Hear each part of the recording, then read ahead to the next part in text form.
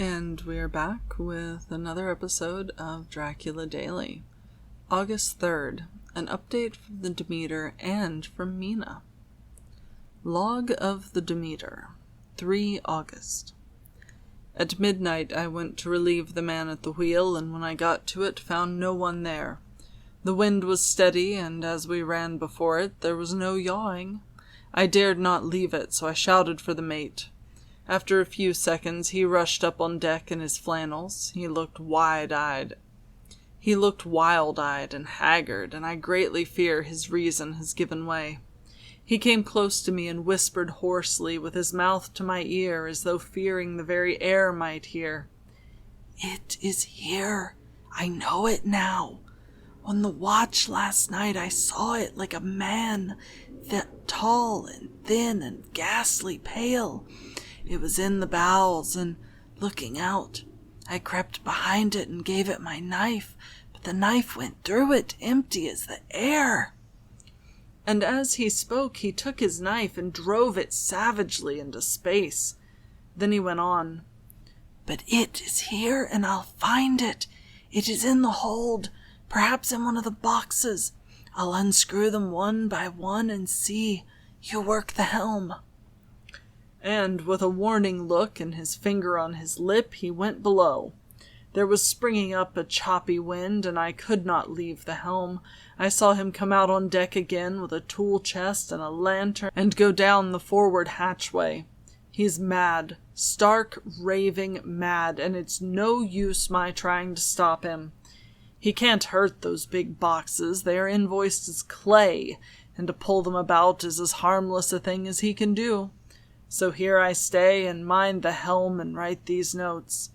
I can only trust in God and wait till the fog clears. Then, if I can't steer to any harbor with the wind that is, I shall cut down sails and lie by and signal for help. It is nearly all over now.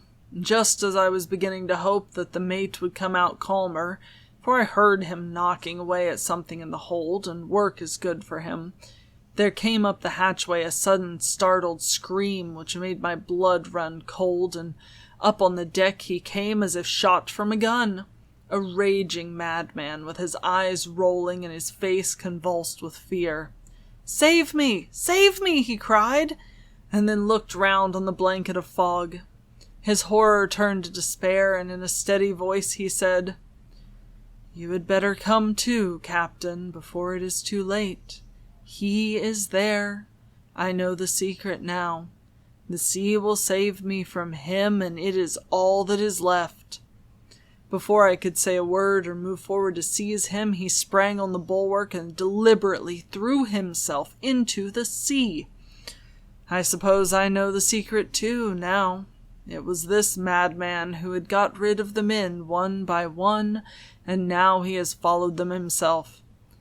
God help me, how am I to account for all these horrors when I get to port? When I get to port?